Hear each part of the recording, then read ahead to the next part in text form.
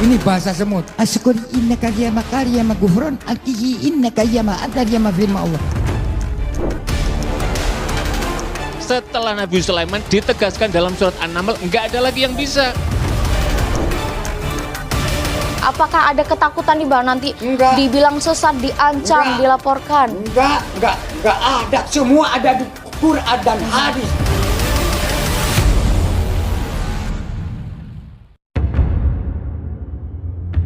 Mama Gufron. Pria berambut panjang ini namanya mencuat usai video singkatnya yang berujung kontroversial. Dalam video tersebut, Mama Gufron mengklaim bisa berkomunikasi dengan semut. Makanya ditanya kata semut, ini bahasa semut. Bismillahirrahmanirrahim.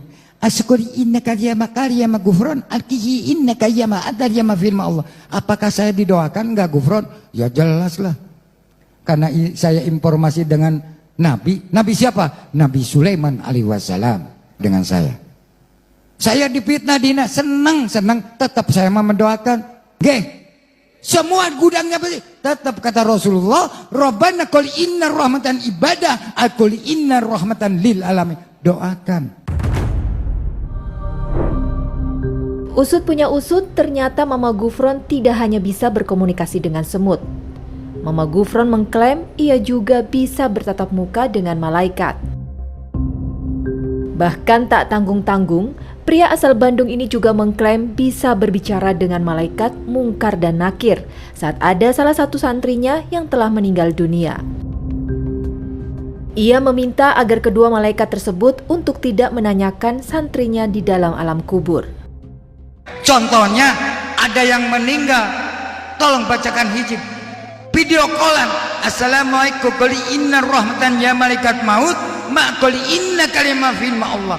Dibacakan sama keluarganya, begitu diambil la kalimah Allah Allah. Las lihat tatap muka tatap wajah. Assalamualaikum ya quli inna rahmatan ru wa ma qul kalimah firma Allah. Enak. Kata Nukar Nakir, ini gimana? Wah, ini santri saya nggak usah ditanya itu ini, diamankan saja. Alhamdulillah. Oh, saya nggak percaya, mati dulu sok saya biar berdialog dengan saya. Aksi Mama Gufron dari potongan video yang membuat heboh masyarakat ini akhirnya berbuntut panjang.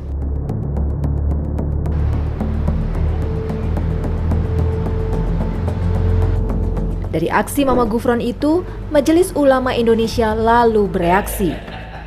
Ya, kalau bahasa semut seperti itu saya kira canda-candaan aja itu. Ya, supaya lebih seru kelihatannya begitu.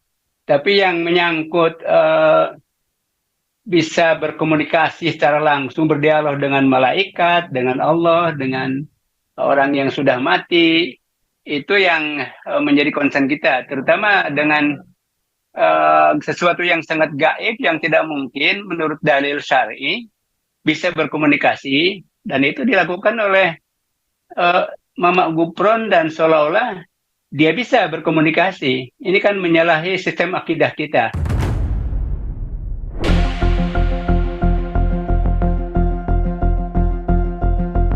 Dan untuk mengetahui apa yang sebenarnya terjadi, kami lalu mencoba menemui pengasuh Pondok Pesantren Unik Nusantara, Mama Gufron.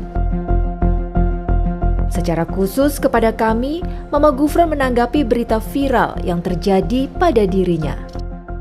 Saya merasa bahagia, berkah dan hidayah karena ramenya saya di Indonesia dari Sabang sampai Merauke sangat dahsyat.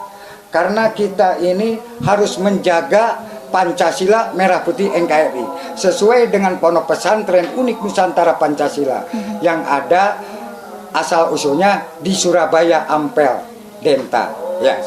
Jadi saya ini menyelamatkan negara, menyelamatkan Merah Putih NKRI, dan sampai datang Panglima dengan Kapolri ya, sampai saya mendapatkan piagam yaitu dari BPIP. Nggak sembrono, nggak sembarangan.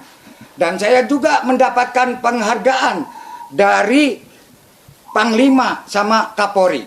Dan kita ini dapat penghargaan dari narkotika. Jadi nggak segampang itu menyesatkan. Jadi saya disangka apapun, saya silakan. Tetapi notnya Indonesia tetap harus berpancasila, merah putih NKRI. Karena apa? BPIP harus tanggung jawab. Kalau sudah dikasih penghargaan dari BPIP, masa sesat? Berarti Pancasila sesat, Bon.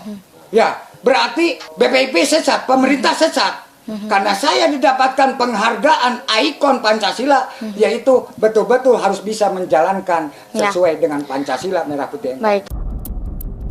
Mama Gufron, pengasuh Pondok Pesantren Unik Nusantara yang sosoknya terlanjur viral, membantah jika dirinya dikatakan mengajarkan aliran sesat. Lalu, bagaimana tanggapan Mama Gufron tentang ceramah dirinya yang telah viral dan menjadi kontroversial? Berkaitan dengan kontroversi yang tadi Abah sebutkan, ini kan pernyataan yang kemarin ketika ceramah ya kepada jamaah ini kan banyak menuai kontroversi. Ini bagaimana di penjelasannya atau tanggapannya, Bah? Kalau kita pengen ngebentuk gotong royong, lihat ngaji semut. Semut itu punya rasa gotong royong karena bertasbih kepada Allah. Sekarang lari lagi kepada bahasa makoli. Kenapa bisa menyelamatkan corona? Semua daring, saya nangis, saya keliling, itu bertahun-tahun. Keliling Indonesia sampai ngutang saya beras dibagikan kepada rakyat. Karena apa? Jangan sampai memojokkan pemerintah. Dan ulama harus terjun ke lapangan.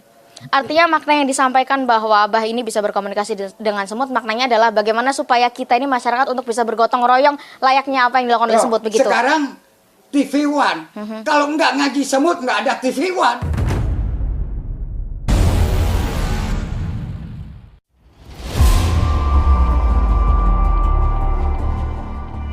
Kontroversi pengasuh Pondok Pesantren Unik Nusantara Abuya Mama Gufron yang mengaku mampu berkomunikasi dengan semut dan malaikat membuat geger. Meski demikian, Mama Gufron tak menggubris dan merasa jika apa yang diklaimnya tak ada yang salah.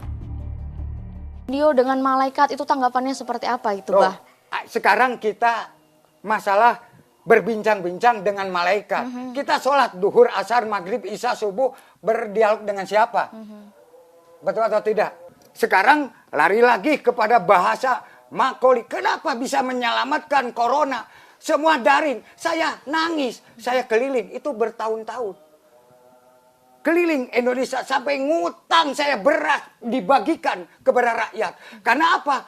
Jangan sampai memojokkan pemerintah. Dan ulama harus terjun ke lapangan. Sementara itu, soal Mama Gufron yang telah mendapatkan stempel dari Allah, pihak Ponpes pun menyesalkan potongan video tersebut. Dan video-video yang dipotong, Mbak, contoh Abu yang ngomong begini, saya ini sudah dapat tanda tangan dari Allah. Akhirnya dipotong sama akun TikTok, dipotong segitu doang. Seolah-olah Abuya ini akidahnya bukan Asy'ariyah. Ini saya sampaikan supaya MUI ngerti, para kiai ngerti. Seakan-akan Abuya punya akidah Jabariyah, Qadariyah yang memujasimahkan, mentajsim Allah. Ini kan keliru. Padahal itu ada lanjutannya dalam video itu. Saya dapat tanda tangan stempel dari Allah, bahkan semuanya udah dapat apa? Asyhadu alla ilaha illallah wa asyhadu anna Muhammadar Rasulullah. Itu kan ikrarnya kita sebagai stempel. Gaduh tudingan dugaan penyimpangan yang ditujukan ke Mama Gufron terus menyeruak. Meski demikian, Mama Gufron siap untuk menghadapinya. Makanya ke saya nyudut, saya nggak takut. Demi Pancasila, merah putih NKRI. Topat jiwa raga. Sekarang Indonesia sudah dirongrong dengan orang-orang yang tidak jelas.